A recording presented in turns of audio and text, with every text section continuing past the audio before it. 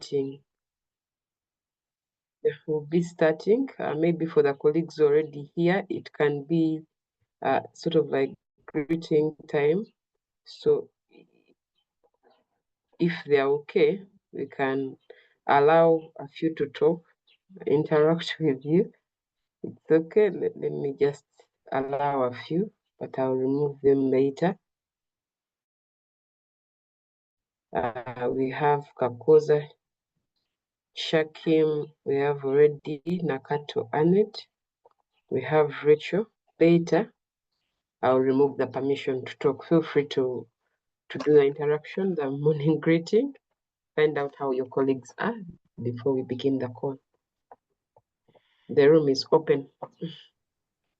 Yes, good morning. Good morning to you. Yeah, I'm Kakoza Shakim. I'm a TV presenter on ActTV. Actually, this is my first time to join this meeting, and I'm eager to know more about it. Too, I'm an electrical engineer, that is by profession. So I want to, I've been through this cooking, whatever the how do we call it? The energy saving, stoves, those that they are selling, but I didn't know more about what the agenda of this meeting is. So today I decided to join. I've been getting reminders, but at times I was getting off by work. But today I'm available and I'm ready to take everything on as you're going to be telling us. Yeah, that is it. Okay. I know you Yes. joining us. You're joining us at a time when we have our last training, which is today, but we'll have a physical one where we show you how the technology really works. So you getting reminders, it may have been that you registered for the media training that has happened. It was just a training that was scheduled in 4 categories. So we're happy to have you. Why we are here is to give information to media practitioners, to energy, green growth information, so that we have a better writing. Yeah, so that's why we're here. Feel at home, and we'll be able to deliver what we can today, but also you'll have a physical engagement with us where you see how the technology works. Sechitoliko, you want to greet the room before we begin the meeting? I give you permission to talk.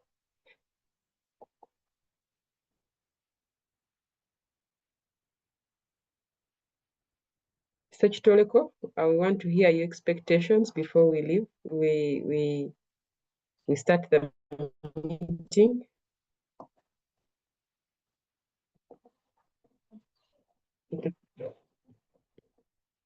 You can talk now.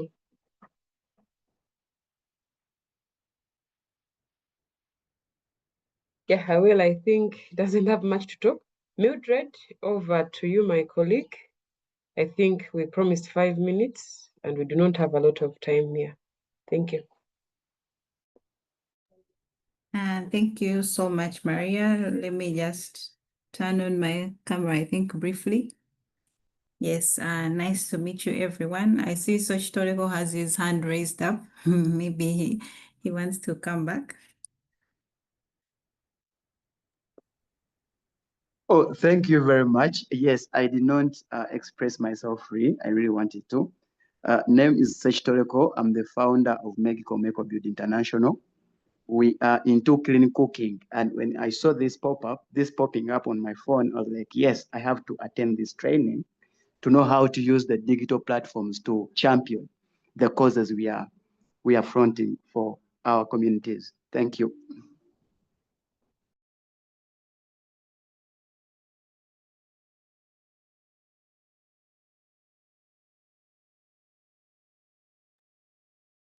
Thank you so much. I think Maria. Yes, Maria is back. Okay, Maria, will they be sharing my slides from that side? I think you have the rights to share. Oh, so I share. Yes, yes, you're right. Yes. Okay, just a moment.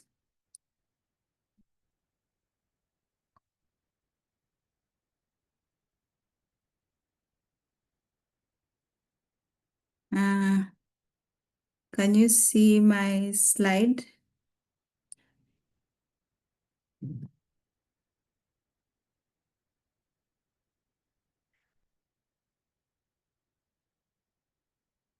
Yes, we confirm we can see. You can put it in presentation mode.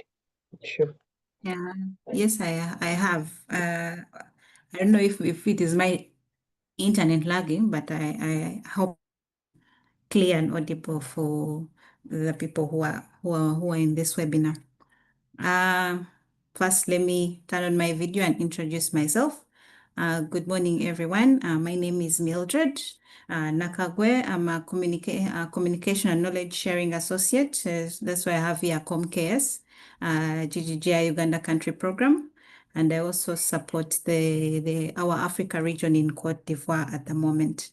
I'll be going through today first messaging and storytelling on clean cooking tips.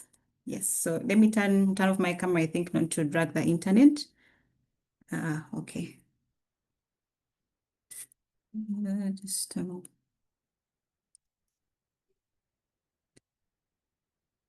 okay. What is storytelling? There is a power of storytelling. Storytelling has played an important part in our ability to make progress as people. So it should come as no surprise then that presenting data and information and information when you're telling a story maximizes its effectiveness when you're communicating that information.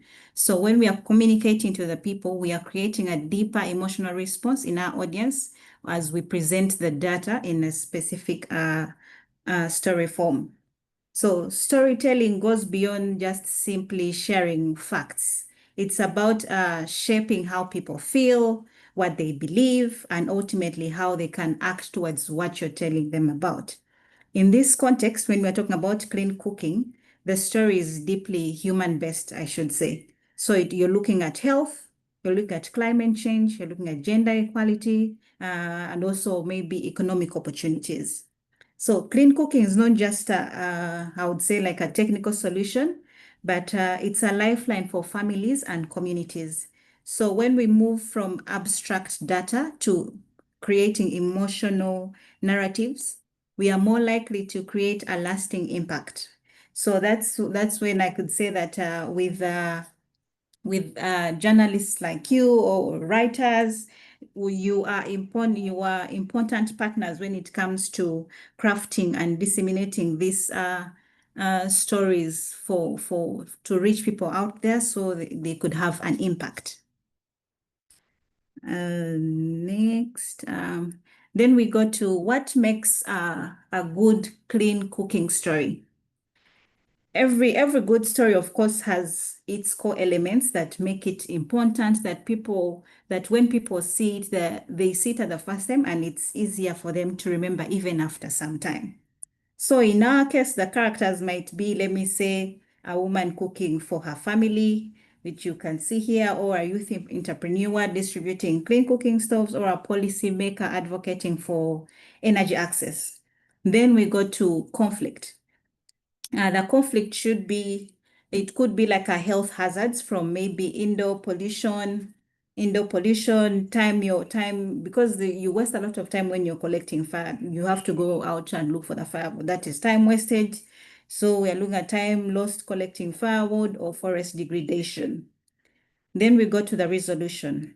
The resolution is where clean cooking technologies, or you're looking at the policies that have been developed by the government to enable a clean cooking environment, and also the donors' intervention or development partners, or maybe government partnership where they come into play. So to give your story is structure and emotional feel when it comes to the people. You draw on storytelling frameworks where you create a structure. It's like beginning, middle, end. So people read from where that person, how bad the situation was.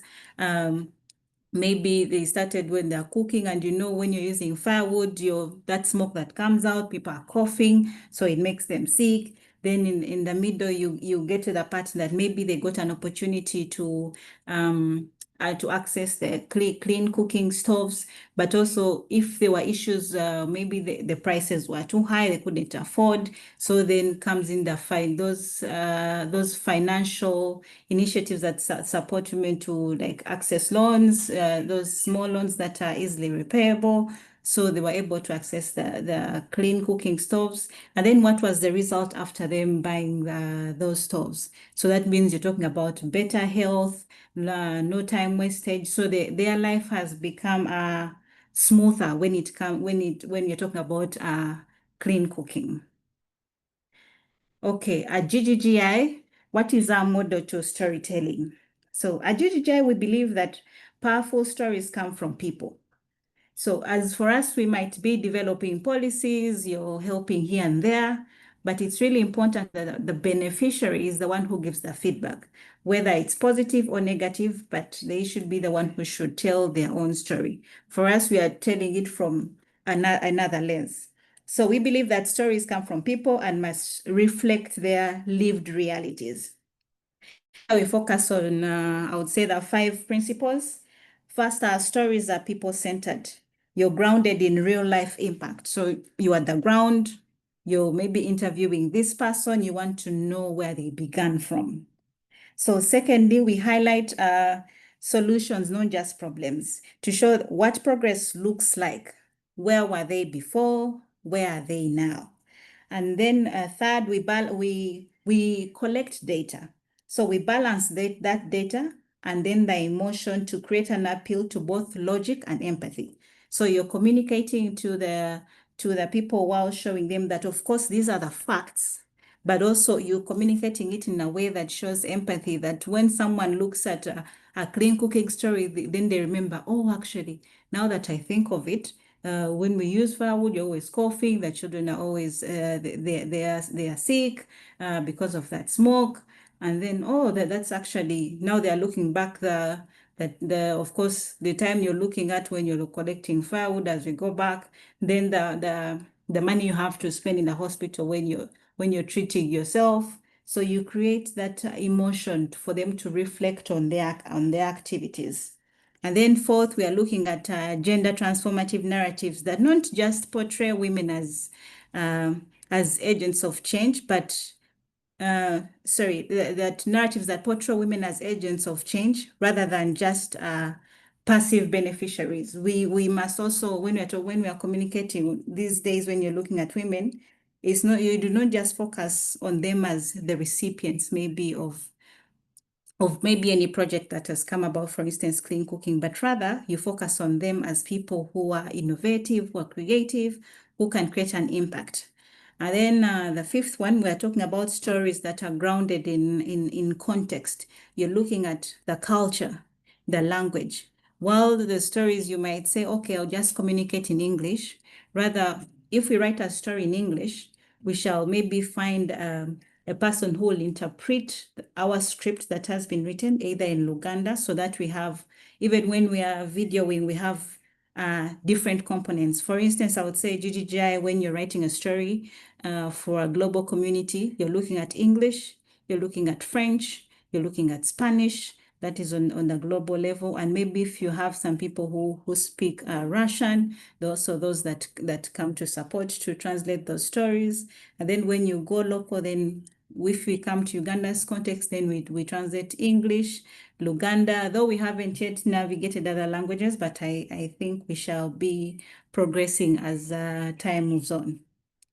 So when you're talking about storytelling, what we mean to ask is, so what? What does it mean when you're talking about clean cooking? What is the main importance? Then the story angle, we are looking at the perspective or the approach you take when you're telling that story. you have to choose what you can focus on and how you frame those events. For instance, I would say you're focusing on a journey maybe of a single mother or maybe on an entrepreneur who started their business, how they have moved forward. And then you have the story hook, something that will capture the audience's attention and they actually want to read your story when it comes to clean cooking. When you write something, let me say, I know I hear these things most of the time when someone said, oh, I started with maybe 2 chickens. So you're intrigued. You're like, okay, let me first hear you say with 2 chickens. Then what next? And then they begin telling you, okay, we did this and this, and then we grew. And then we have the quotes. These quotes usually come from when you're interviewing the beneficiaries. So as they are telling their story, you capture those intriguing lines that they usually give to show that the story is beneficiary owned rather than telling it from the other angle. Then you have, of course, the characters of the people, and then qualities of human interest story, and then key information. And to the next slide. I've gone through this one, how to develop a story. I'll just go through to create these stories. Remember to show the people rather than telling them. Everyone can write, but also we can know that people don't really like reading that much.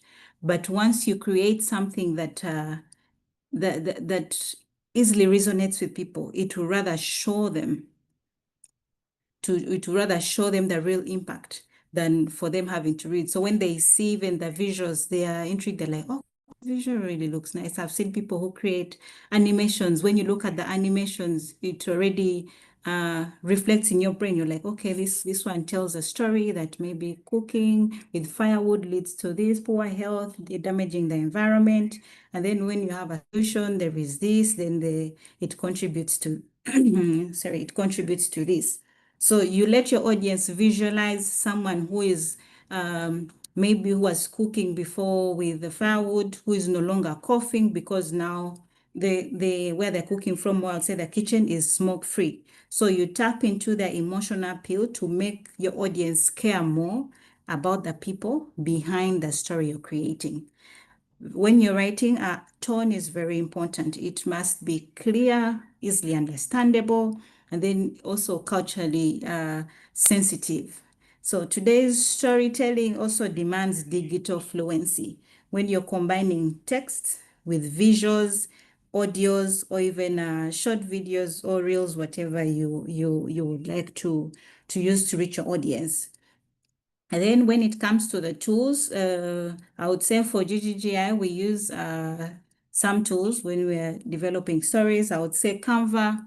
There is a free version and also a paid version. But I think that the free version, there are a couple of components that people could use when you're developing those visuals. And also the paid version gives you a variety of more contents. And then we have the Adobe package. Mainly we use Adobe InDesign to also create the visuals. We design posters, infographics, social media postcards. And then for the video editing, of course, we use CapCut. I think most people are now using CapCut. Though there is a disclaimer that popped up recently that now the videos that are being edited with CapCut are actually owned by them. So this one has a bit of some issue, but if there are other video editing materials out there other than the paid Adobe video editor, you could also utilize them to create reels, testimonials, and then when you're writing a story, you actually write a script. And within that script, you need to check your grammar, you need to check how is the information flowing well, the words. So we use Grammarly for that. So when you're writing, it highlights that this sentence is actually wrong or this word is wrong. So you have to go back and understand why is it wrong. So also search on the internet, is there a simile for this one that we could use? So ensure that there is clarity and professionalism. And then besides the video we do, we also use photos in our stories. So for us as GGGI, we have a photo library. So most of the photos that we use actually owned by us. I think that was the first initiative we looked at, that the photos that we use in everything has to be owned by us so that we don't have conflict of using someone's photo without their consent. But there are also other avenues that provide free photos. I would say Unsplash gives a provision of free high resolution photos, the Pixels, and then there are those that are also purchased from Adobe. For those that have like at least would want to purchase and own, you can also buy from Adobe. So they are owned by you for usage. And you must always check their license so that when probably your story hits up there, someone doesn't come out of the blue to say that, well, you used my photo, you're gaining from this, and you didn't maybe credit me, even when sometimes using the photos, and they might be free, but down there is always a disclaimer that you credit the owner of the photo. So that's also very important to note.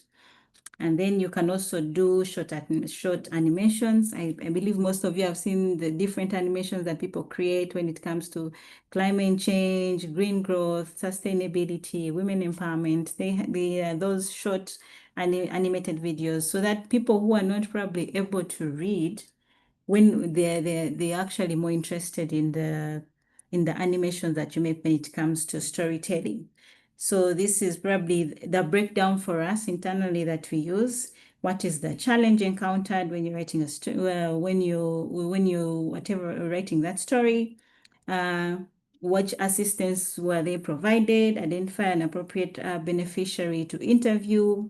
You must scout around if it is a project on clean cooking. You must not only be in Kampala, at least I've seen NREP go even deep down to the further districts. You at least write to them, you find out if they could recommend someone you could interview, a beneficiary of the clean cooking stove, so you get their perspective.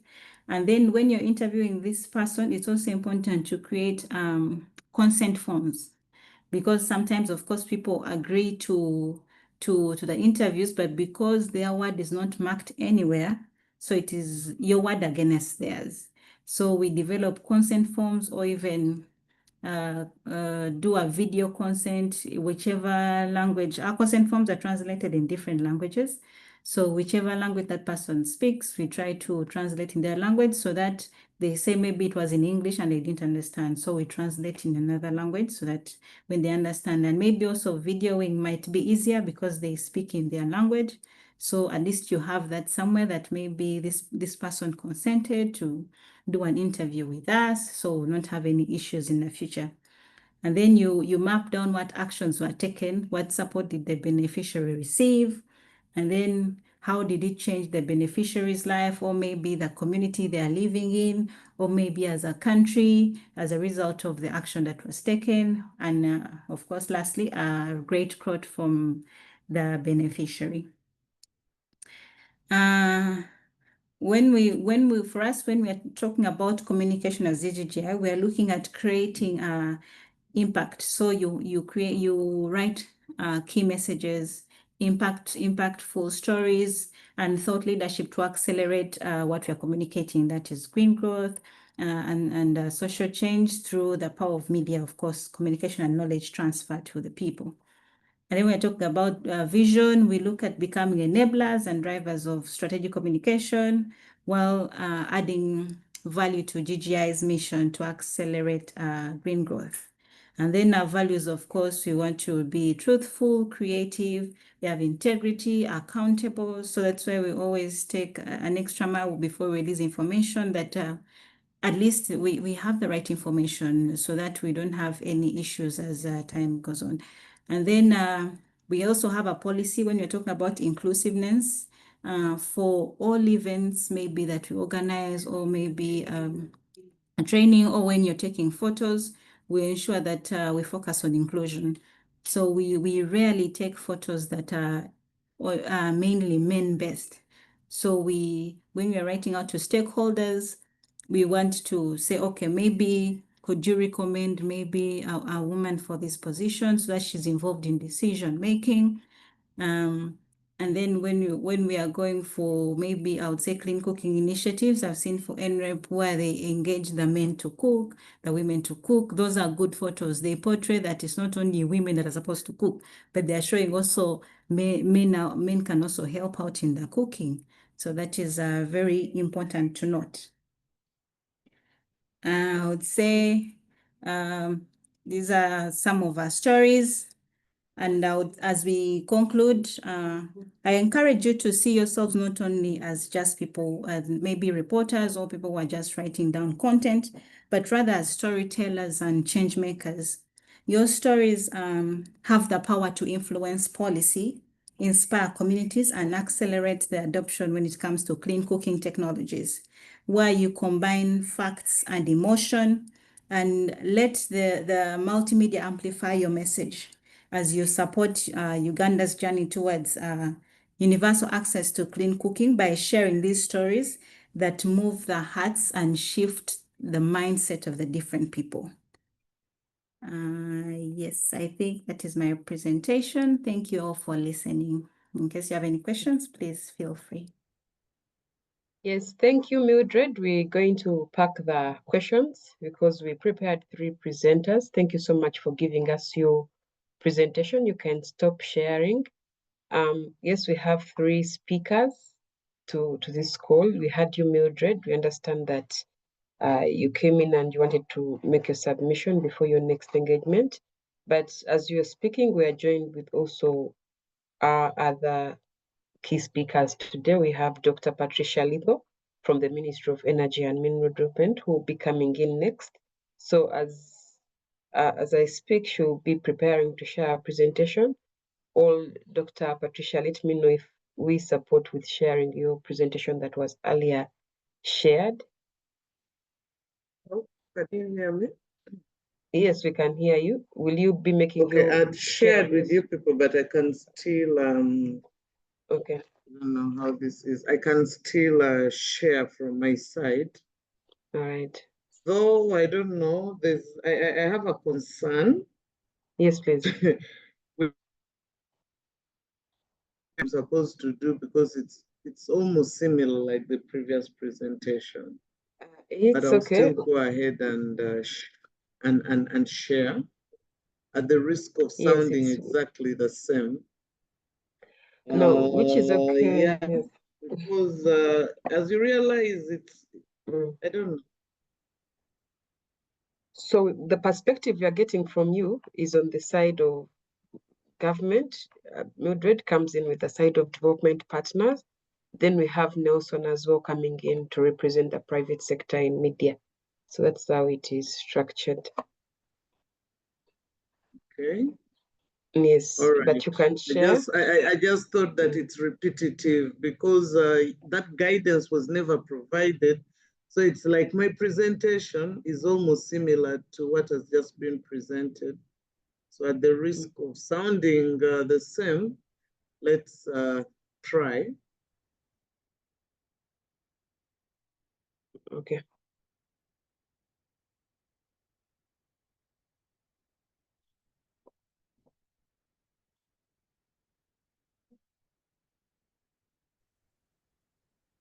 What has happened?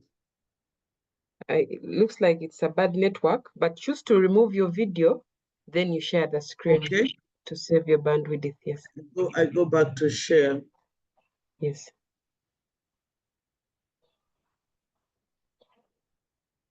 Is that okay? It's coming through. Yes, you can put it to full screen mode. So as you do that, just to let you know that these are media practitioners from different media houses who are listening in and trying to see how best they can tell the story. Yes, from the experts. So that's why we're here today. Please go ahead with your presentation. Thank you. So can you see the presentation? Yes, we can see the presentation. Thank you. Okay, thank you. So my view is how do I move this? Okay, so my take is to promote clean cooking basically, we are hoping that the media will be our champions. They will help us journey in promoting clean cooking and riding on the fact that media is an agenda setter. We hope that they're more believable. But the point is, how do we get this message across in a way that communicates, in a way that it's acceptable, in a way that it talks to everybody across the walks of life? Because cooking is not just about high society, middle society, or a low society, poor person. It's about all of us. So, of course, the rationale must have been shared. This is about behavioral change and seeing how we need to share this. I'm hoping that we are all on the same page, looking at the prior presentations where this must have been shared,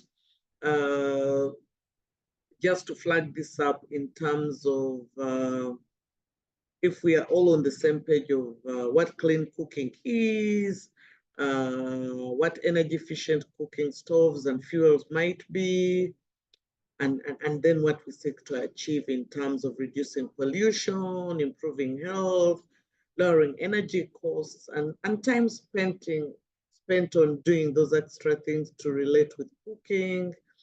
But at the end of the day, we hope to preserve our environment. So why does media matter? To me, media shapes public attitudes and behavior. They're a trusted source of information for both the urban and rural audiences, but they also have the ability to influence policy, mobilize communities, and highlight success stories.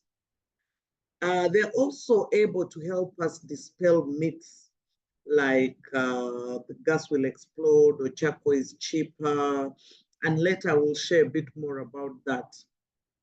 From where I'm standing, these are the current challenges that we need to look at as we promote clean cooking.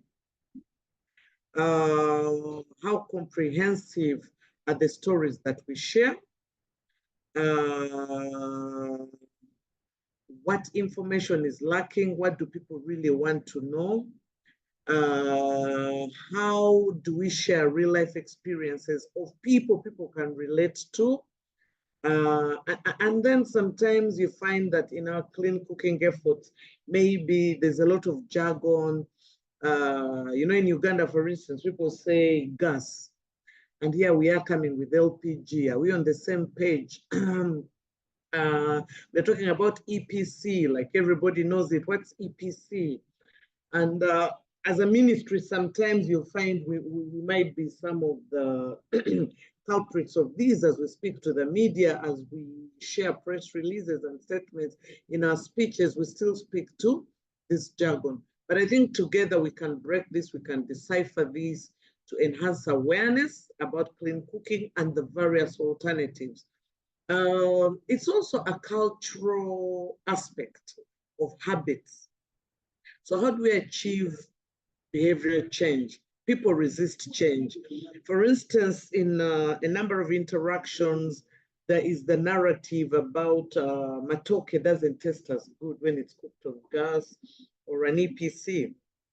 Posho doesn't taste good when it's not mingled on charcoal. So some of the demonstrations has been about dispelling these myths. But how much of this demonstration has had significant media coverage and publicity? How have we reached out to ensure consistent messaging, clear and localized message to the different audiences that we go to? This is very important. So to me, the key media roles should be about creating awareness, using, of course, traditional and modern media. When we are addressing behavior change communication, we should use testimonials, feature stories, infomercials, things that engage and capture imagination of the people. I think we can also use an investigative reporting approach when we expose illegal charcoal trade despite the ban and what that means for the environment, when we report on clean cooking subsidies and projects. We need to see advocacy from the media by putting pressure on policymakers to prioritize clean cooking access.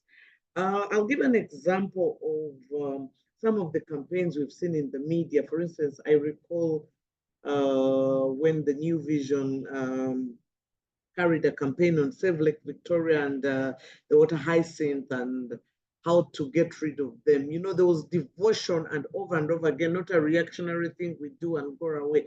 So we can use the same approach when we are promoting clean cooking, of advocacy and consistency and not being reactionary, but slowly build up and sustain this campaign. And of course, this endeavor we are at of building capacity of media people on aspects of energy, the environment, clean cooking, I think will take us a long way. So how do we craft impactful messages and storytelling? I'll quickly go through this because the previous presentation from Mildred touched on a lot of this, but the emphasis is that messages shape perceptions and drive change. So we need to be clear, consistent, to ensure the message is compelling as we raise awareness and hopefully shift behavior, influence policy, and as we mobilize community to action.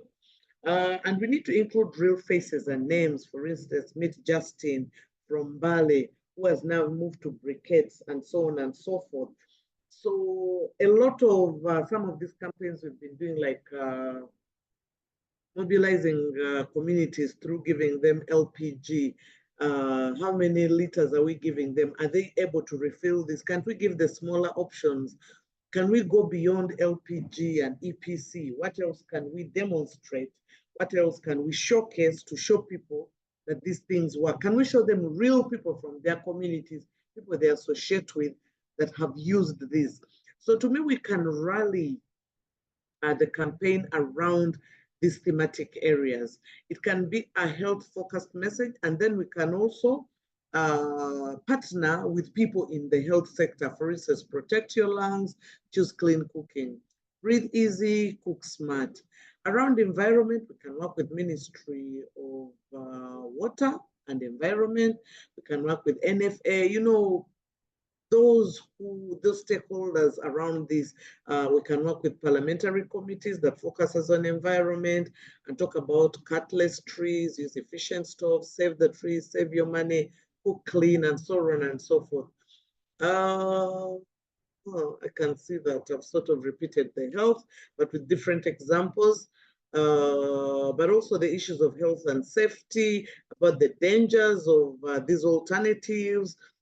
We need to show it's cleaner, but also how do we ensure health and safety in the family when we use these alternatives? We can also angle our stories around national development messages about clean cooking fuels, promoting growth.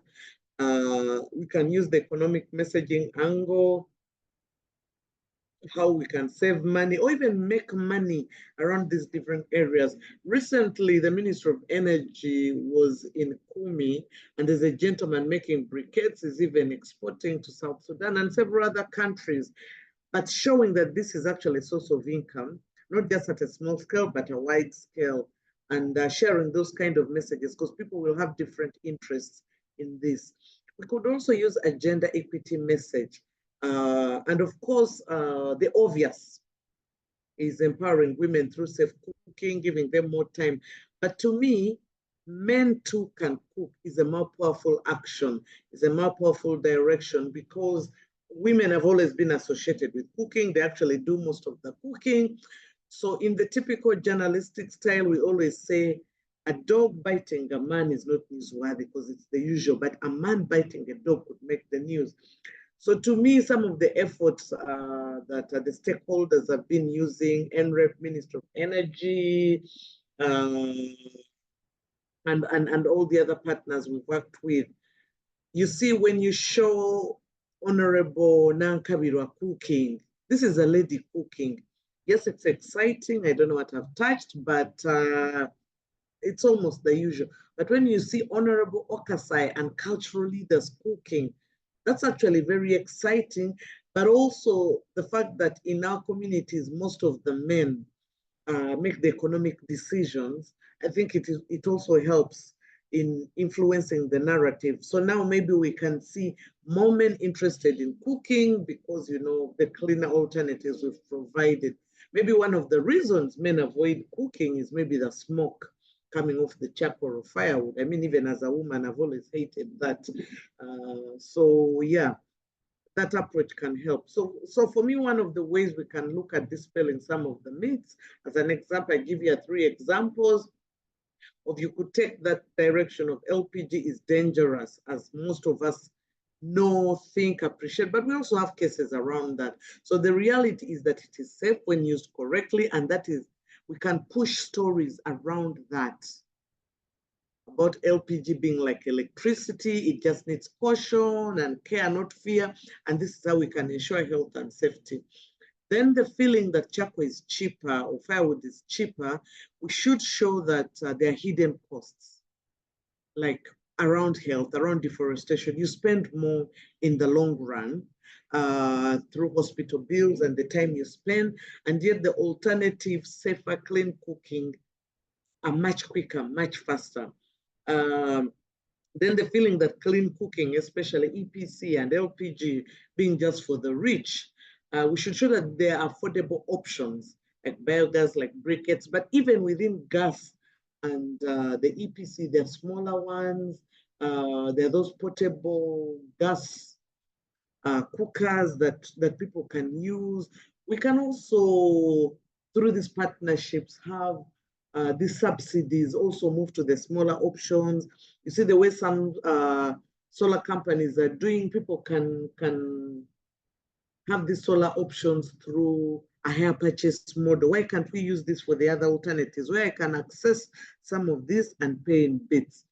And I thought I should draw attention to, of course, the principles of good messaging, offering clarity by avoiding jargon, and ensuring you're easy to understand, being concise, cultural appropriateness, how we use the language, how we say it, the aspect of emotionally resonance, connecting with the real people, real life, the examples we bring are for, and then telling people, how do we move beyond this message? How do we move beyond this demonstration?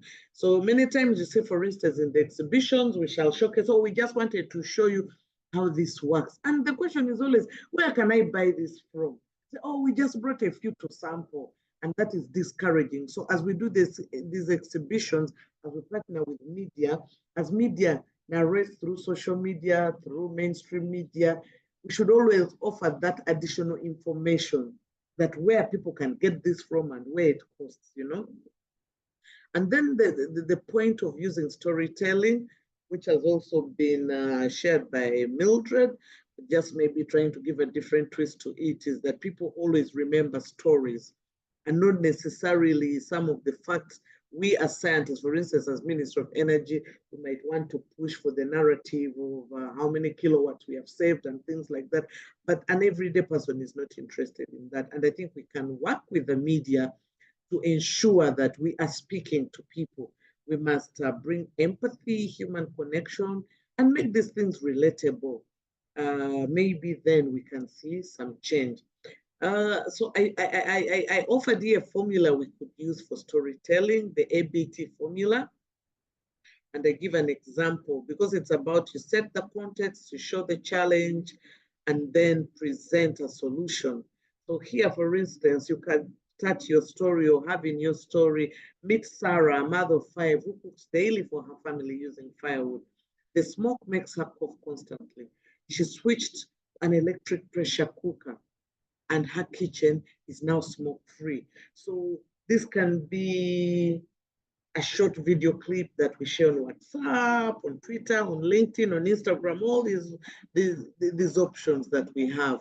And we can also write a story on traditional media. We can do a documentary, a short news story, a story a feature on radio, on TV around this. So some of the real stories that have impacted from some of the monitoring and evaluation we've done is, for instance, a rural household adopting ethanol stoves, or a youth-led circle promoting briquette use, a woman entrepreneur selling clean cooking stoves. So we could have some case studies around that people actually relate to, all these women organizations and things like that. So basically the point is that each story should have a face, a relatable face, highlight the challenge and showcase the solution, the transition, the positive outcome that we are trying to promote. So for instance, there's this drama that ran on Mega FM in Hulu, where Mama Sarah switched from firewood to LPG after attending a women's saving group meeting.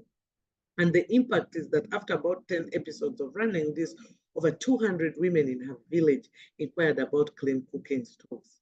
Where can I get this? Can this be built for me as well? So that emotional storytelling works better than the technical jargon that we often use. We've also partnered with media agencies like The Vision. For instance, in 2023, where the Ministry of Energy and Mineral Development partnered with Vision and Vukede to run a 4-week print and online series on safe cooking for Ugandans. It included testimonials, expert responses, question and answer, cartoons, sponsored stories. And this resulted to a 50% spike in readership, of course, for that media house, and increased visits to clean cooking demos. And the question is, why share about what happened to the media house? Being someone from the media, but also working with the media from another heart, the point is always, where is the money? What is the commercial sense in me running this story? So to partner with media houses, you must show them the commercial sense in these narratives you're trying to push, and then they can partner with us. We can also craft a campaign, a take home around clean cooking, cook clean, breathe easy. We can have those kind of slogans of healthier homes, start with clean cooking. We can have those target groups, women, youth, policymakers, men, and so on and so forth. And this can be produced as radio skits, short videos online, TV, radio, testimonials, posters. We can even do roadshows around this and run this for about 3 months. And of course, partner with the media because they can help us. But we also have media agencies like ACME, UMWA. There's so many media groups these days that we can work with. We can work with district health officers and SACCOs and so on and so forth. Of course, there are other groups I might not have mentioned that could be relevant to this. And of course, we've talked about all these media options. My colleague also talked about these media options. I just thought on WhatsApp I could flag out the use of the WhatsApp channels. The channels is sort of a new thing and very few people are using it, but you could post stories, more detailed clips, videos on your media channels. And in the WhatsApp group, to just share a link and people can follow the link and watch more of these. Yeah, so we can use this. Of course, some of the more traditional SMS campaigns. I don't know how many people still use this, but the point is to cover all ground. Use channels that have a few people in it, but also use channels that have a great following. Community engagement is a tool we often forget. But at the ministry, we use a lot of what we call community outreach, and we do those barazas, we visit religious bodies, churches, mosques, of course, paying attention on how appropriately to dress when we do this, school visits, drama. All these are mechanisms that can excite and bring people, but also these groups, these social gatherings have immense, immense audiences, and they also listen to their leadership. So also working with those leaders can help. Of course, using influencers is the trend everybody's using now, the local champions, celebrities, teachers, health workers, to promote our narrative. And of course, in doing that, we must use infographics, animation, photo stories, children's stories, audio dramas, and so on and so forth. And for me, the question is, how can we partner with the media as Minister of Energy, as MREP, as CCCG, as modern energy cooking services, all these different partners. I think we can co-develop edutainment content. We can feature success stories. We can have community champions that can also speak to this even when we are not there, by making them part of, giving them freebies, and people can go to them. We can have the media join us in our different field visits. For instance, yesterday, our clean cooking unit was in Kumi with the Minister of Energy, and they did demos and also gave out LPG today. We are in Nebi doing the same thing with Honorable Nyamotori, and she's a face of the youth as well. So we could work with her beyond her district, especially in Energy Efficiency Week, exhibitions, and national campaigns. But also media people can pitch investigative stories around those areas, and we see how to work together. We can further share resources with the media, for instance, fact sheets and info packs. Because from this side, we are considered the experts. What do we know about clean cooking? What facts can we prepare? What media packs can we prepare? We can enable the media access experts. Me as a spokesperson for the ministry, I might not know it all, but we have the engineers behind this. How do we work with them?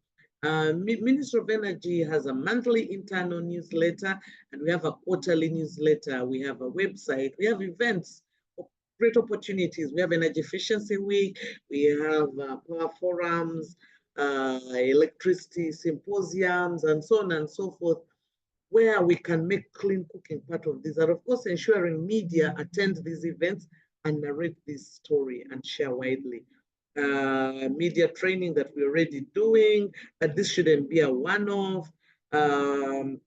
We should also do physical media trainings where we actually do demos, and maybe also share some of this equipment with the media, and then they can write the stories from an experiential place, not just us sharing about other people, but them also sharing as someone who has switched to clean cooking. It gives authenticity to the stories that are told.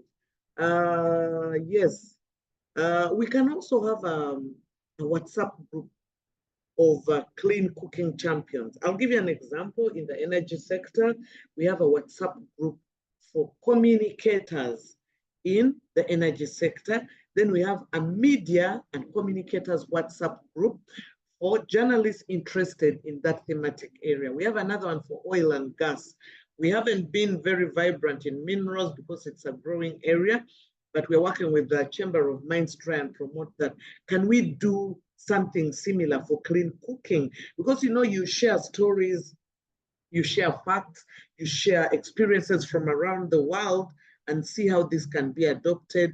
Sometimes you're unable to invite media when you travel, maybe abroad, but you can share audios, you can share videos, you can share press statements, you can share speeches that they can pick from and also run these stories. And in conclusion, I think a cleaner kitchen is a healthier home and a smarter nation. And that is what we would like to promote as Ministry of Energy and Mineral Development, to inform citizens, to have media promote more of this. We need to work together to change the narrative around cooking, that it's not just about women, and men can also be on board, and that we want to move away from the unhealthy method that we have always used, And for those who say, oh, I still want a barbecue roasted on fire, there are ways of doing that in a clean way, the way Briquettes has shown us. But how can we show this to everybody else? We should tell stories that inspire, and we should be clean cooking champions in the newsroom and organizations. And how do we do this? So for me, we can come up with jingles, headliner stories around these. Stakeholders can be interviewed to showcase this. So even within this training, we can come up with a news item around what this is, what challenges are, and how we are trying to address them. Thank you so much. Back to you, moderator. Yes, thank you so much, Dr. Patricia Litho. You've really given us a very good insight on utilizing the space in communication. From when we started, we actually advised the media colleagues to share their stories. Their responses is a bit slow. It means they're not creating opportunity for themselves. But like as you've indicated, the space is really big for us to start to communicating better and effective. So because we've had two presentations, yourself and Mildred, and understand the time you have with us here, I can open up a few questions to you and Mildred. Then after we'll have the final presentation from Nelson, who will be now also handling some practical ways of undertaking media communication. But we believe as we craft all this, Nelson will be able to sort of supervise the publications and make sure that now have a link to support the ministry, NREP makes, the development partners involved to put out these key stories. I really liked the ABT documented that. It's going to be very good. It's going to be very good for the media people to adapt some of these. What we have to do is to share again the presentations. We already have a WhatsApp group that we've created informing clean cooking and climate change that existed like about 3 years ago. So we are upgrading it to see that yes, communication on clean cooking is actually being amplified. So audience, if you have any questions, I can see that some are being responded to the chat. You can find out on that. But also I do not see any hands up, but I would love to hear from you because Dr. Litho is engaged in an activity in NEBI, as well as Mildred, who has another activity that they'll be attending. So George wants to make his submission. I do not see how I get to add you. Let me see. Okay. I do not see how I get to add you, George, after putting up your hand.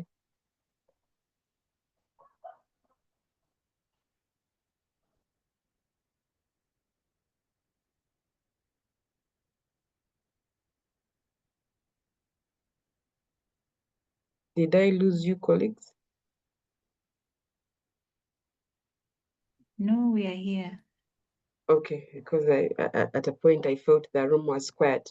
Anyway, I think we got that presentation. Questions will keep coming in. I do not see any typing in questions apart from Garura, who is saying how best can we protect the community from the cylinder gas outbreak, maintenance and safety measures, because Dr. Litho did highlight about the cylinder program that we are having under the Ministry of Energy and Mineral Development.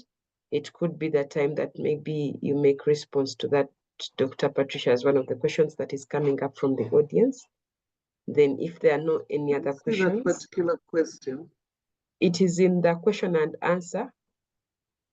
It is how best can we protect the community from the cylinder gas Let me try to find that because okay, I've seen. I was on the chat. All right, yes. Thank you. All right, so that's the question that is really coming up, and also at one time maybe media is thinking of connecting with the ministry and other stakeholders when they see a campaign. So Mugara's message is a message of hope, where he says that at one time when they saw the ministry launching the LPG is liquid petroleum gas for colleagues who are joining us the first time, and what we have with the LPG, it is a program by the ministry distributing at a subsidy different technologies on the liquid petroleum gas. Yeah, so it's an opportunity that you pick it up and you normally write about it. Okay, over to you, Dr. Litho. I would just like to thank you all. I'm trying to respond to the online questions, and there hasn't been any particular issue that I need to, but maybe I'll quickly say that there was a similar question about proposals that were sent to the Ministry of Energy. And unfortunately, I haven't seen it, but I've advised George that we can link up and have a further discussion on this. It depends on what it is. And sometimes it depends on how the proposal is written. It possibly went to another office. It didn't come to communication. Maybe it didn't sound like it was related to communication. About the people who want to participate in field activities and their interns, at the ministry, again, interns are sent to different different departments. Now, the trainees that come to the communication and information management, specifically those under communication, they really participate in all field activities that communication participates in. So I have a feeling that if you're a trainee at Ministry of Energy, you're possibly not under communication, but you could still find me and we see how we could involve you in field activities. As we speak now, we have a trainee that we sent to the activity in Nebi. Another one was in Kumi yesterday, so those opportunities are there. It just depends on the department you're in and maybe what role or what resources are available. There's another question here: how best can we protect the community from the cylinder gas outbreak, maintenance and safety measures? I'll also go and answer that question, but just quickly, the ministry is now developing a policy around LPG, and with government, our usual policy processes, and we hope to eventually have an approved policy process of Parliament, ratified by the President, that we can then enforce. But for now, the idea is to just have these safety messages in the different communications that we do, and we hope that the media can also support us in these processes. Some people invite us to talk shows, webinars, and things where we can share. It doesn't always have to be about us sponsoring an article or an event, but media can also come to us as experts. You can host us. This is another way we can work together. There's a question: is it possible that I get contacts of experts in pollution and its impacts, because there's a lot of damage caused by charcoal production and industrial scale? I think you can always reach out, but also just to mention that, you see, the ministry, not everyone is allowed to speak to the media. So if you reached out to me, we could get the responses or get clearance for an officer to speak to you. That's how it works with government. The experts are there, but sometimes they have to be cleared by the permanent secretary. It really depends. Sometimes we even ask, can you send the questions? The expert answers them, I review them, the PS approves. So sometimes it seems that we are delaying, but it works like that, unfortunately. But yeah, that's the context in which we work. So that's under Q&A. I will come back to those. Let me see if I have any questions. A moderator, I don't know, how do I minimize this? Minimize, yes. On the chat, Dr. Patricia, how is the ministry planning to extend clean cooking services to Gomba district? Now, I will have to cross-check with the clean cooking team. This is very specific, but we've been doing regional launches.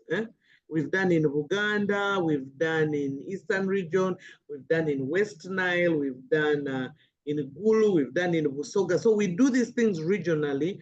And now a specific district request, I think we can engage with the clean cooking team. For instance, we did the regional ones, but now we've got specific districts, sometimes through the ministers, through the MPs, and we go and do those. So it's not closed, but we are just starting off. So please reach out. And yeah, how do we join the WhatsApp group? I think the people running the WhatsApp group have taken note, and they can add the rest of us. Yes. So now, because I have to run off, I can still access the chats. I will stay logged on until midday, but I will be in another meeting. So I will not be able to speak, but I can respond to the text messages as we go along.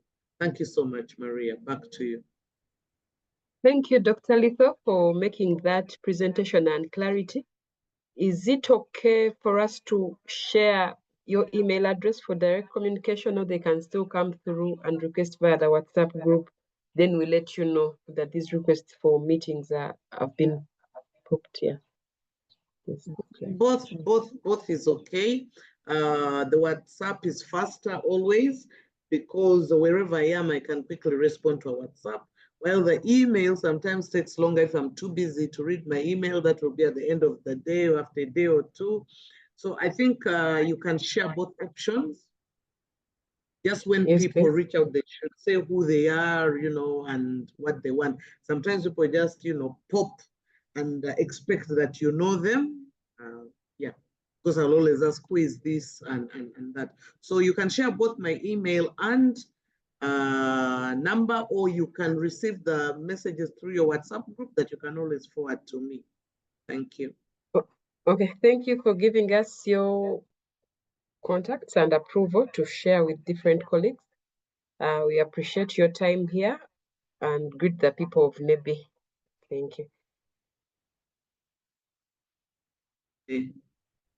All right.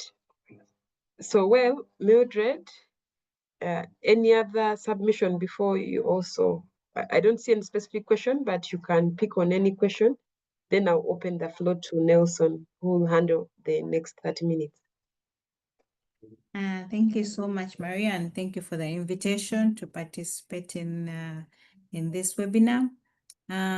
First of all, maybe I would like to say that to the reporters, when you actually grasp the idea of being a good writer, there are always, besides Dr. Patricia, the platform she talked about, there are also other platforms that provide maybe journalists or writers where you're called upon to report on certain events. For instance, I would say the COP30 that is coming up, there's already a call for journalists who want to participate. So you can also use those platforms to submit your work, learn from them, come back, and then you have the different narrative from what you learned there. So what can you change when you're writing stories here? So let us utilize those other resources that are available that can build our skills. Of course, I would say that, like Dr. Patricia said, maybe if they're organizing capacity building trainings for the journalists, or maybe any other development partner or government entity that is organizing, always effectively participate so that you get first-hand information from them, but also utilize the international platforms that are there so that you grow your career, and besides changing the minds and the narratives of the nationals, but you can also go bigger and change the minds and narratives on a global level. Thank you so much. Thank you, Mildred, for giving us the opportunity to listen from you. You're free to stay or leave. But, well, before I get to invite my colleague Nelson, the hands-on, Nelson, please be preparing for your presentation. And you can confirm if you hear me.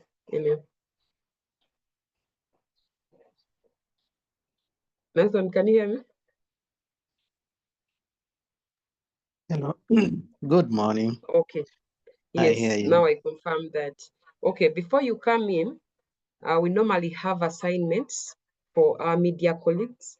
So based on this week, we've been handling the storyboard, the storytelling, and you've heard directly from Dr. Litho, you've heard from Mildred, that it is very important to plan your story. So this week, as you follow the last presentation from Nelson, it will be shared via WhatsApp again, but we note that a few of you are sending in your stories. So it means it will be very hard to allow us connecting you to different platforms where the communication actually happens. So the week's assignment that we had prepared is about sharing your storyboard. Remember, we said that we are going to share a story beyond this time, a story out of what you've learned, but a story on clean cooking. So these assignments were helping you just to collect data. But as we go to the practicals, as we approach the field mission, this is what we want you to consider. Find a very good storyline. If you want to do a documentary, a radio talk show, a TV talk show, all those things are planned, and Nelson will show you how they come up with all that. Then at the end of the day, write your details and you'll be able to submit it to NREP, and we'll be able to see what you've actually captured, and we'll move the journey. Thank you so much. That's what I wanted to clarify. Normally we share we normally share the presentation notes. So it is, I'll stop sharing, then I'll pass it on to Nelson. Thank you.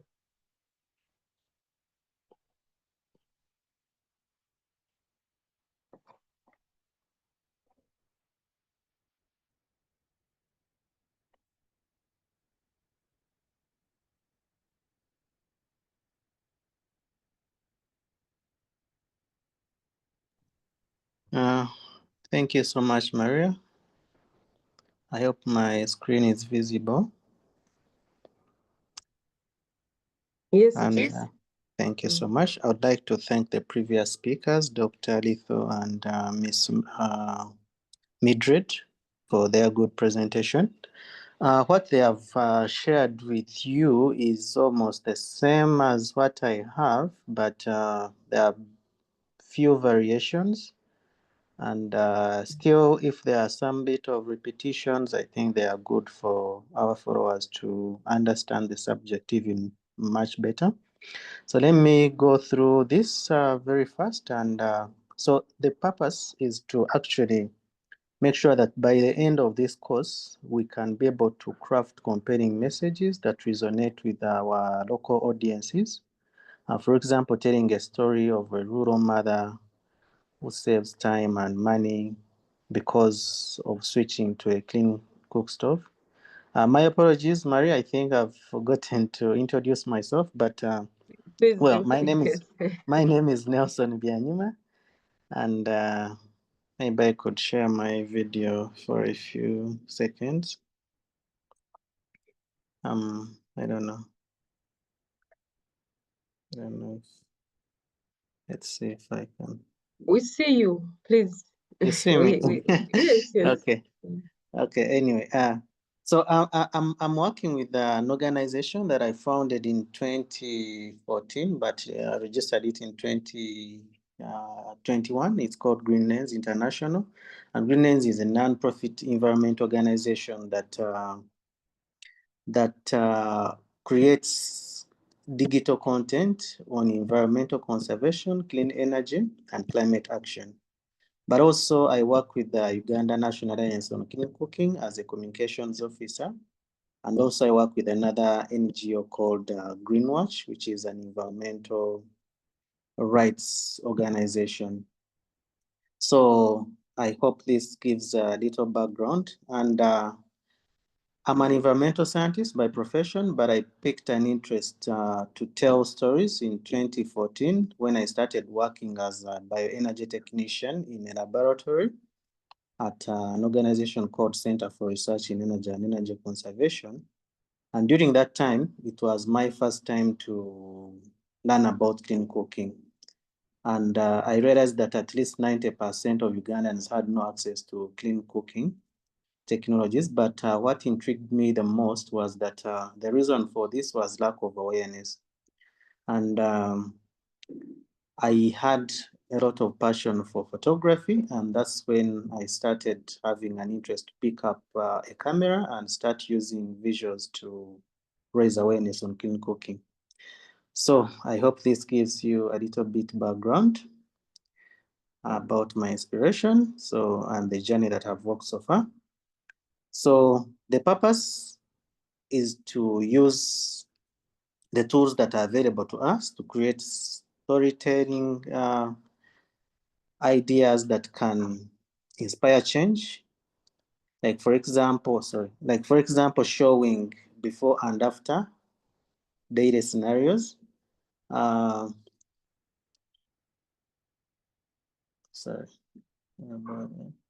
Yes, and also creating engaging multimedia content, short videos, photos, audio interviews, and also maximize the reach of this content on traditional media like radios, TV, social media, newspapers, and all that. Why messaging matters? It improves public perception, it drives adoption, For example, many families still think that clean cook stoves are too expensive or hard to use, and this is very common for many people.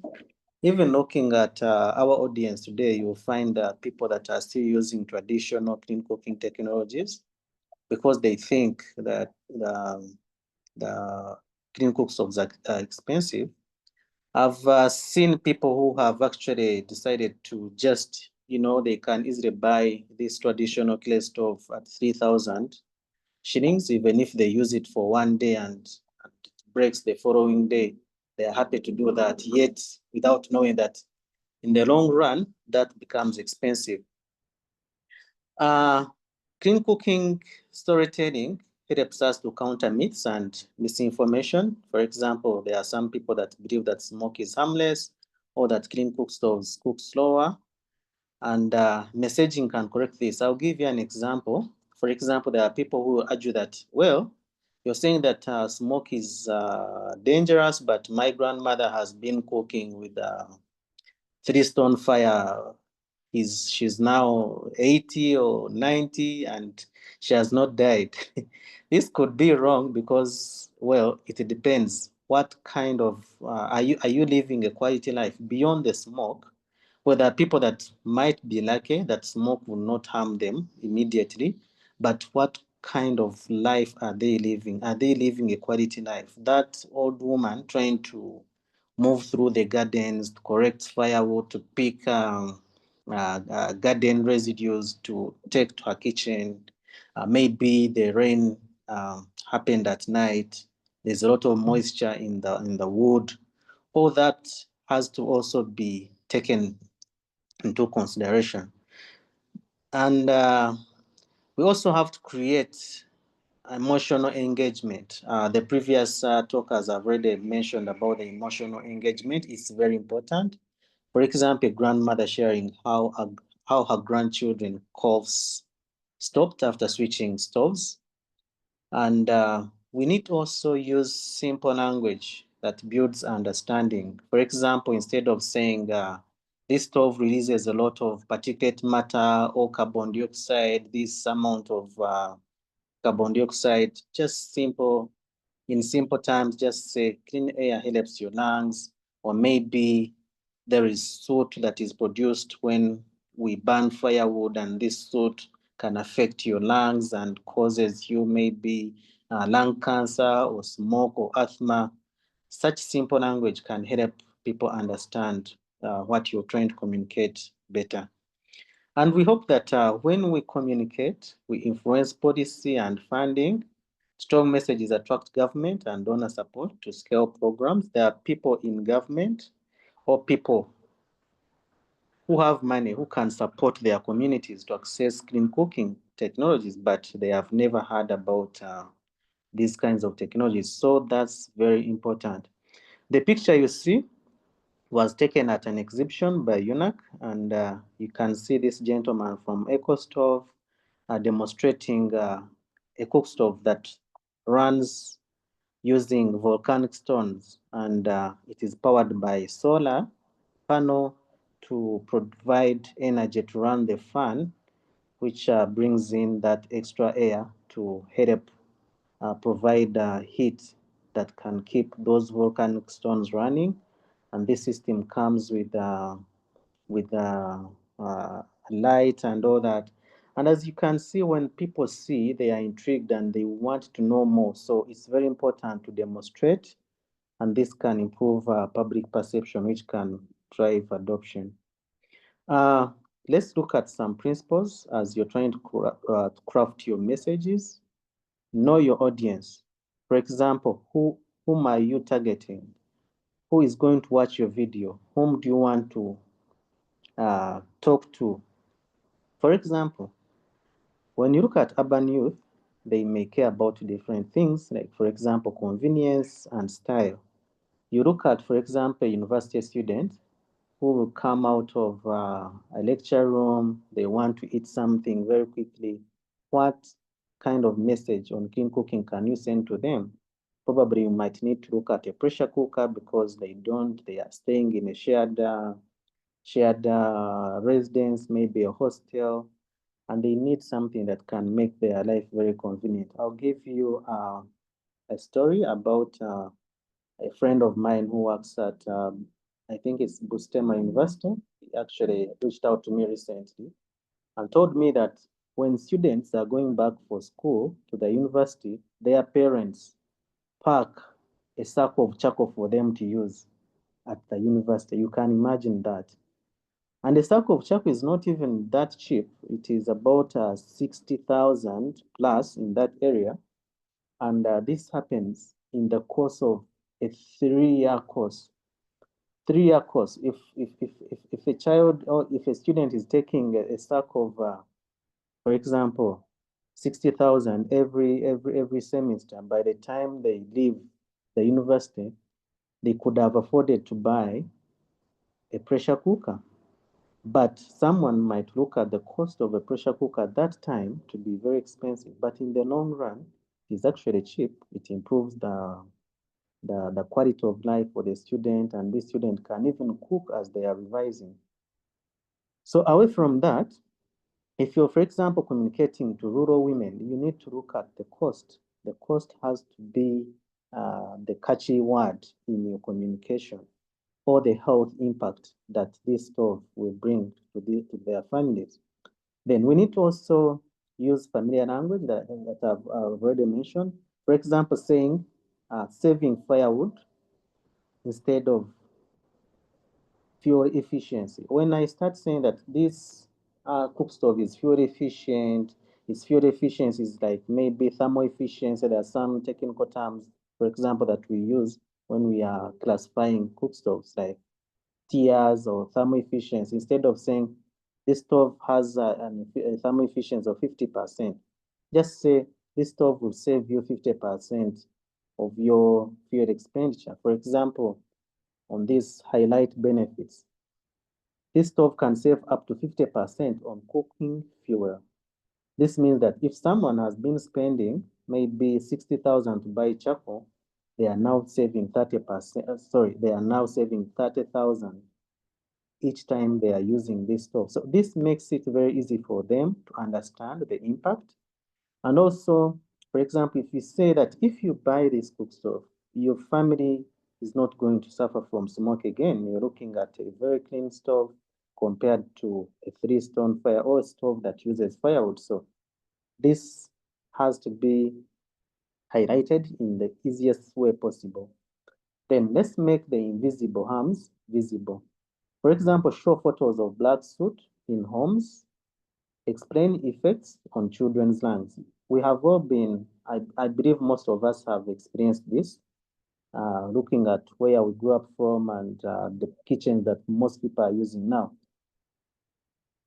If this kitchen can turn this black, and each time it is turning black, there is someone behind that. There is someone pushing in firewood that results into the color change of that kitchen. So what happens to the person that is actually pushing in the firewood? What happens to the children? So all these, if we focus, for example, on giving such an example, it can easily indicate the impact on someone's lungs, at least when you are trying to communicate. And then at the end of the day, when you have highlighted this, you need to add a clear call to action. For example, where do people get the technologies? So this has to come out very clear on how they can access the technologies. And what is the effective way of storytelling? So we need to first identify the problem. And what is the problem? For example, I'm going to use a lady called Sarah here. Before, and this is how you, for example, can craft your message. And the problem is like this. Before, Sarah spent 3 hours daily collecting firewood and cooking in smoky kitchens. Now we need to look, that is the problem. So we need to look at the solution. She got a clean cook stove that uses less fuel and creates less smoke. What is the impact after Sarah got that? Now, Sarah has more time for children and less coughing. So we have seen people, for example, in villages who walk long distances to collect firewood. They go through a lot, some get beaten along the way, some even, we have seen studies where some women get raped. We have seen people spending 2-3 hours collecting firewood, and this firewood they have even collected to some extent is not even dry, meaning that even after that, it's going to produce a lot of smoke. But now you're looking at Sarah, who has now shifted to clean cooking technologies, and now she has seen a difference. So she has now time to do her business. She has time to attend to her children. She has time to play with her children. She's no longer having those itchy eyes and that cold that normally comes with firewood.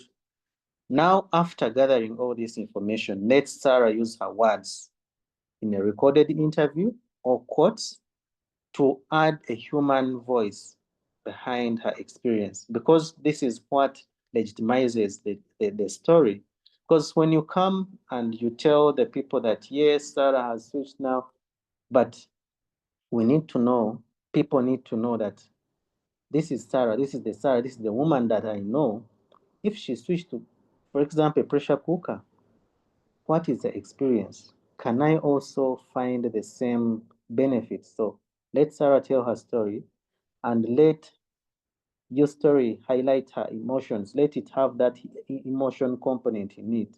It highlights her, the relief she has now, the pride she has because now she has time, she's clean, she's cooking in a cleaner environment, and let people see the hope that Sarah feels, and that hope or that energy can also be transmitted to other users. So let's look at some of the tools that we might need for storytelling. First of all, we need to create short videos, because these days the dynamics have changed. There's a lot of content to see on social media, to see on TV, to see on YouTube. So the shorter the message, the better.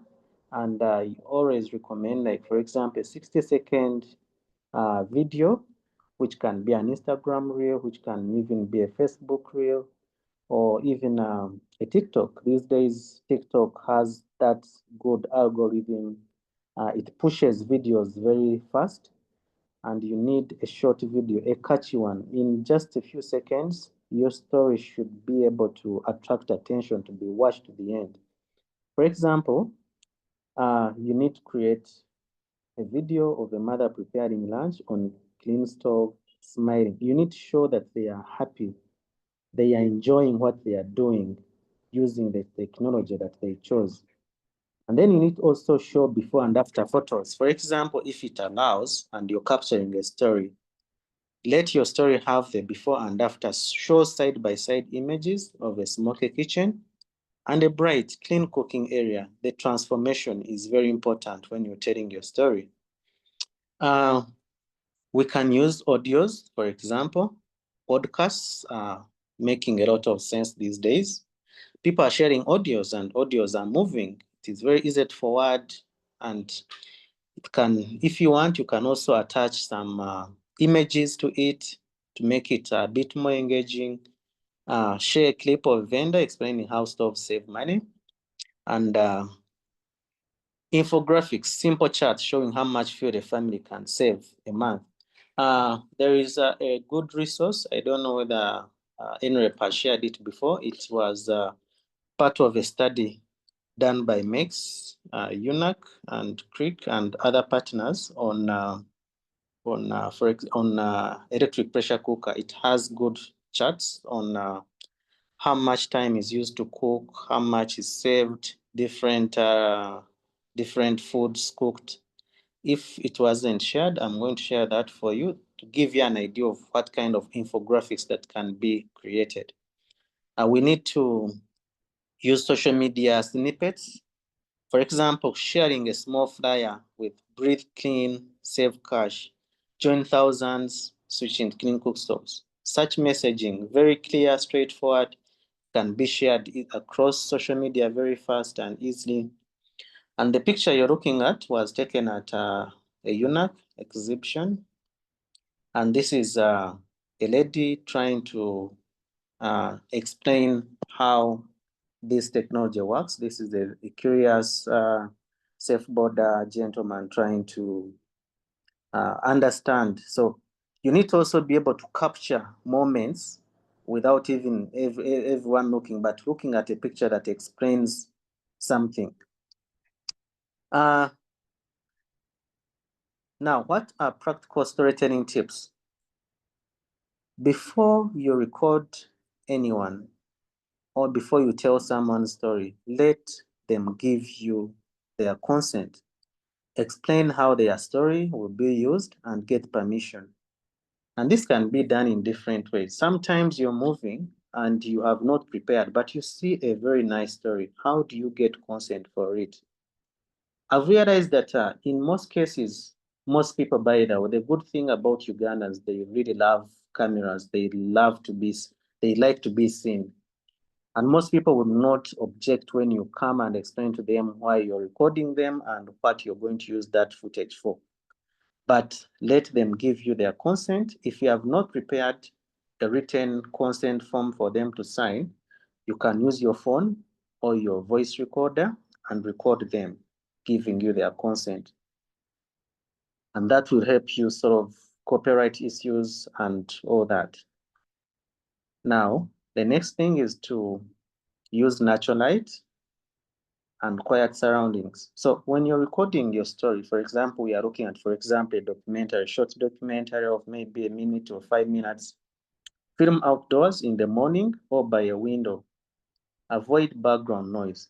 Now, most people have seen a lot of content, but most people do not know the best time to record their videos. You find someone recording a video in harsh sunlight, and this does not give you good visuals. These days, when you have good visuals, when you have professionally filmed a video on social media, the algorithms, sorry, that's what it is. The algorithms will work in your favor. Your video will be pushed better compared to a video with poor visuals or poor quality. So make sure that you get the best ideal conditions, record your visuals. Let people show their lives, capture real cooking routines, lighting a stove, cleaning pots, feeding kids. Avoid staged videos because the authenticity of the video helps to put in the realism, and also it helps to improve the authenticity of the story. So make sure that you try to catch people in their normal routines. Also, how do we craft the messages? Sorry, how do we craft the questions to bring out the message that we want? Ask open-ended emotional questions. For example, you could ask, how has this pressure cooker changed your life? What was hardest before? This will help someone to speak from their heart because it will now take them back to what they used to use before. For example, I was doing a story in Kisenyi and I came across this lady who is who works in a salon. She owns a salon, and she told me that before she used to use a charcoal stove. Now she would leave her salon. She steps out of a veranda somewhere. Now she has to go through the hassles of lighting a charcoal stove, using Kavera, too much smoke. Now she has to touch charcoal, and yet she was just inside the salon plaiting hair. Now she has to go through that. And now after doing that, now she has to wait for the stove to get ready. And then she has to go put the saucepan or the food. Now after that, she has to wait for the, she has to keep monitoring. Is the food going to get ready? Do I need to add charcoal? Or even maybe in the middle of her work, she has to add charcoal. So now she switched to a pressure cooker. And she told me this pressure cooker changed her life because now she was no longer actually moving out of her salon. For example, she's cooking rice. She just have to cut everything or meat. She puts everything in the pressure cooker, switches on at once, and when the food is ready, it just alerts her, and the food, even if she's still busy, the food will keep warm and she can eat at any time she wants. So those stories need to be well captured, and all this also comes from the way you structure your questions. These days, people want to watch videos in silence. For example, you're at work or you're in a place that needs a lot of, silence, and this nice video pops on your phone as you're scrolling through. You need to watch it, but now you don't want people to know that you're watching this video, or maybe you're in a meeting or somewhere, but this video has caught your attention, you need to watch it. So these days, you need to add captions on your videos. There is a very good app called Captions. I think some of you have seen these videos where someone is talking and the captions are moving as this person is talking. That app is called Captions. There's a paid version. You pay around $11 to $20 per month. It might be expensive, but if you have a lot of stories, you can just subscribe once and put them in, and it creates captions for you. Unfortunately, it's still limiting. It's only working for English, but you can also do captions manually. They are very important. What content drives adoption? For example, like we've said, we need real user testimonials. Like, for example, now this is a woman that is testifying that this stove has actually changed their life. They can now save money for their children's school fees. You also need to demonstrate, for example, capture demonstrations. In your videos, you're claiming that a pressure cooker can save up to 70% of the time compared to other technologies or traditional traditional stoves. Can you be able to capture that? For example, a pressure cooker cooks beans in just 25 minutes compared to 2 or 3 hours on a 3-stone fire. Create visuals that can actually demonstrate that. Now, we need to also have visual contrast. The before and after, like I've said, is very important. For example, a healthy child breathing clean air versus child surrounded by smoke, a bright modern kitchen versus dark soot covered one. All these can show what the user might experience also when they switch. Sometimes you need your story to be accompanied by experts such that you don't look like you're just trying to sell the technology, but you're selling the idea, you're selling the experience. How do you authenticate it? For example, you can use trusted messengers, and this could be, for example, local community leaders, your councillors, your chairmen, your mayors, or other community leaders, or they can also be health workers. For example, you can partner with health workers to explain the dangers of indoor smoke on human health. For example, there is Lung Health Institute at Makerere University College of Health Sciences in Mulago. These people have good information on health impact. They have done a lot of studies on clean cooking. You can go and talk to them, and they can also be part of the story that you're crafting. And also, let's have success stories. A woman, for example, in Namtumba women's groups, now promote pressure cookers, helping reduce firewood use by 70% in the community. All these stories, the local success stories, they can help drive adoption. So the challenge that I give to you is that you need to find human stories in every innovation. Clean cooking is not just about stoves, it's about lives changed. As you're telling a story, someone buying a pressure cooker is not enough. It is what the pressure cooker has helped them to achieve. That's what makes a story interesting. Shift perception from charity to change. Don't portray people as helpless. Show them as agents of progress. For example, when I went to Kisenyi, slum dwellers, these people, I found out that you'd find a home that has stacked technologies. It's called stacking, where you find someone is using a briquette stove, someone is using a pressure cooker, someone is using LPG. These are people that we sometimes think they're poor, but they are not poor. It's just thought about how the message has been given to them, and now they can afford these technologies. So they are now agents of progress. They are now shifting mindsets. So don't portray people as helpers, but show them as agents of progress. Use your voice to educate and inspire. Media has the power to influence both behavior and policy. Most of you have these good platforms. You have social media following. You have media houses that you're already working with.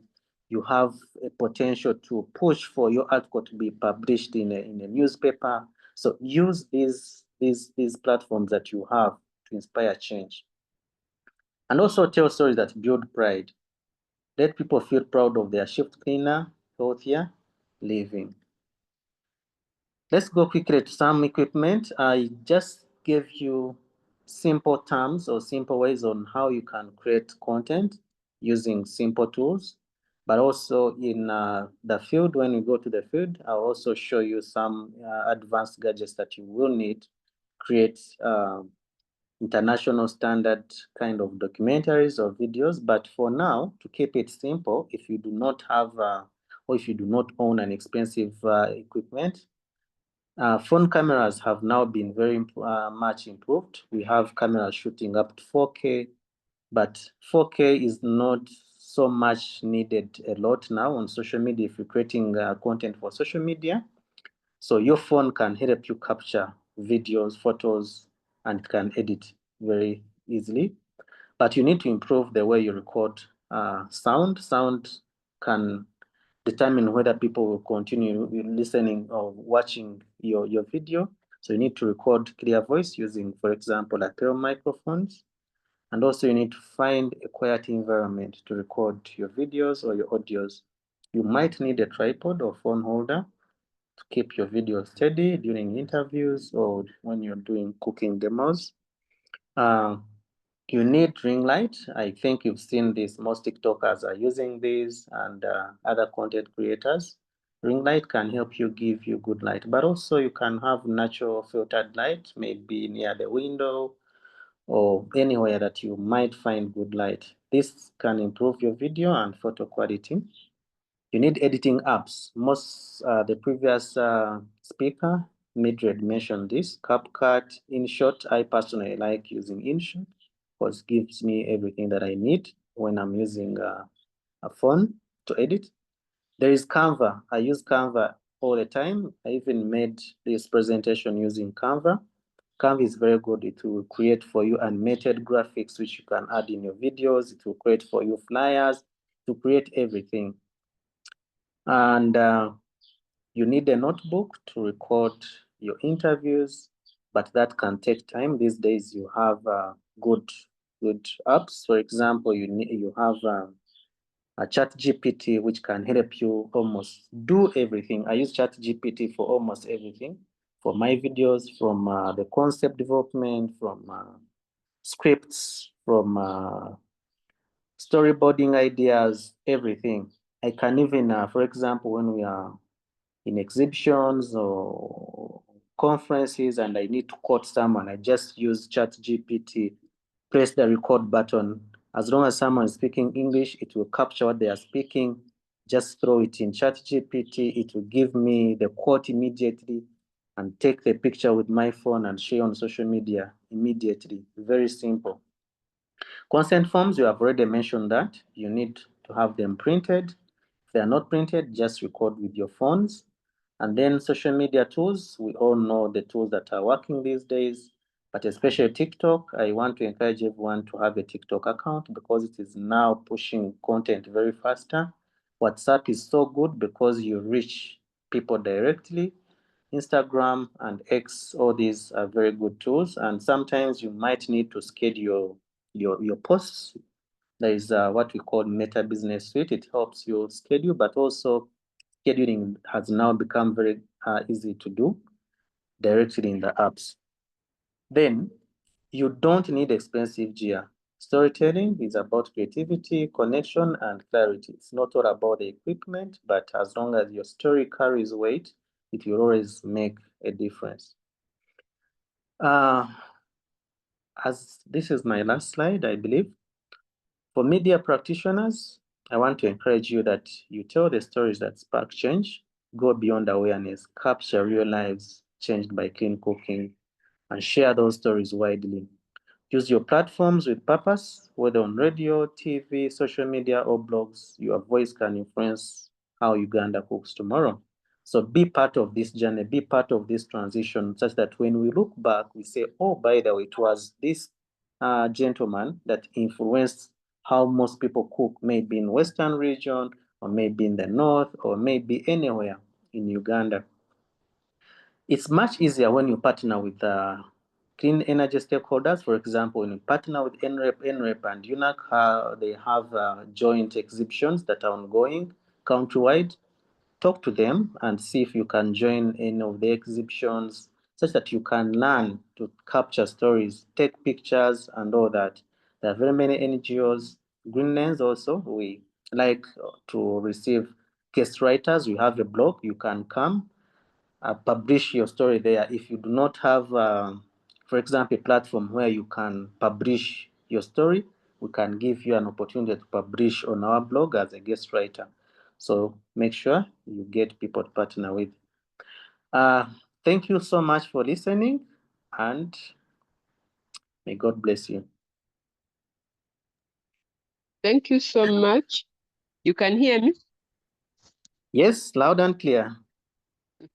Yes, because I got some interference on the laptop, so my connection wasn't very clear at the end of the day. But good, thank you.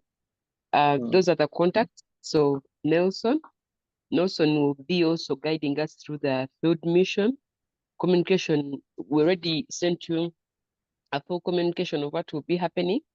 But what we intend to do is to have a field visit. Nelson will be communicating directly to us. When? Because he wants you to see how the story is told from traditional biomass to the utilizing improved cook stove. So we'll have the first demo of utilizing some of the clean cooking technologies so that you also understand why the emphasis and why ministry is just telling us that. Okay. Ben Musanje, to everyone, is saying that you had asked Maria, but I had asked you, Maria, but you didn't respond to me. It's about NREP. Would be proposals that could miss. Okay, I don't know. I lost my user rights as a host, so I cannot actually be able to sort of like respond immediately because I cannot do that response. My colleague is not online, but if you have questions, place them in the chat. All questions like this can be placed in WhatsApp. We'll be able to make response. Do you have any questions to Nelson? Because I do not clearly understand Ben Musanje's message, what I can do is to put for you on my WhatsApp, then you can just do a direct call after here. I'll be able to advise you, but my other colleagues here from the media team are also present. They'll be able to make that response. So I'm adding my WhatsApp line in the chat. Then you can talk to me. I'll be able to comprehend what you're trying to tell me. Colleagues, you're coming to the top of the hour. We're very specific on the time we spend here. If you do not have any questions, I know it is a lot of information coming to you and you need to utilize it. This week, we are focusing on storytelling, and the assignment is about you having your storyboard.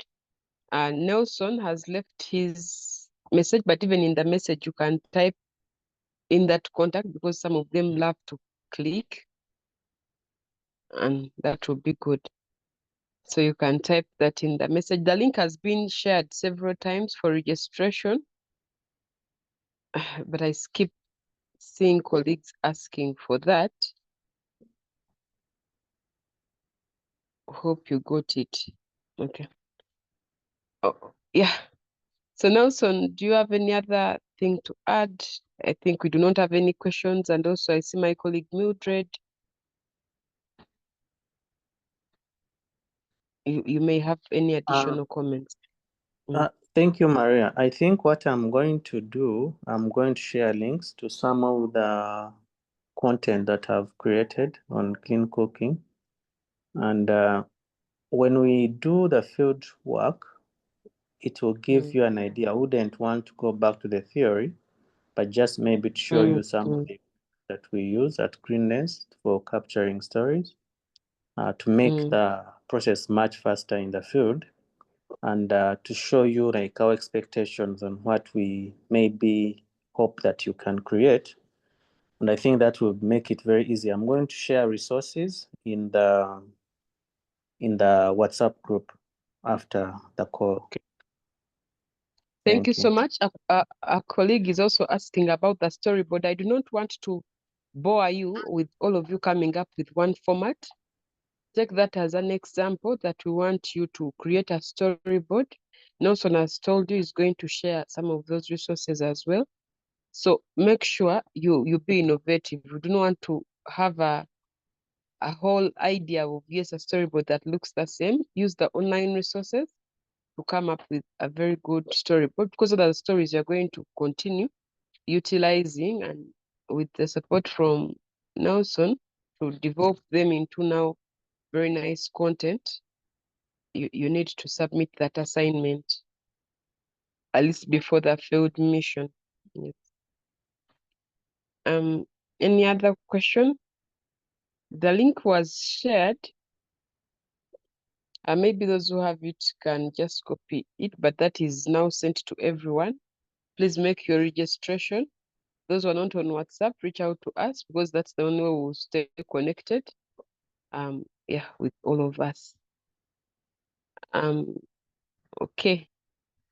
I think if there is really no other communication, we can have our parting shots. Thank you so much for joining. I'm not so sure if the camera works, but it does actually work. Thank you so much for joining the call. We believe that it was a very good day to connect about telling the story. Hope to see more engagements as things unfold. Thank you.